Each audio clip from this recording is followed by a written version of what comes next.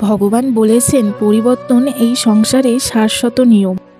কোনো রাজা নেই যে চিরকাল রাজা থাকে, কোনো ধনী ব্যক্তি নেই যে চিরকাল ধনী ব্যক্তি থাকবেন। এই সংসারে সূর্যের স্থান নেবার জন্য চন্দ্রিমার আগমন ঘটে।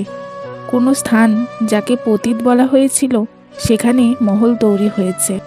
কোনো স্থান যেখানে মলিন বলা হয়েছে কাল সেখানে মন্দিরও স্থাপন হতে পারে। কোনো ঋতু চিরকালের জন্য থাকে না, কখনো সময় চিরকাল এক থাকে না।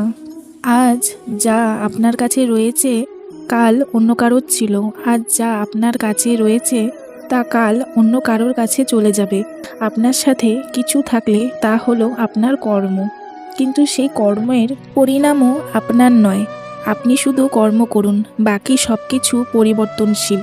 কিন্তু সেই পরিবর্তনকে দেখে ভয় পাবার প্রয়োজন নেই, তাকে স্বাগত জানান। আপনি হাসি মুখে এই পরিবর্তনকে স্বাগত জানান, তাহলে এই পরিবর্তন হাসি মুখে আপনার সাথে থাকবে।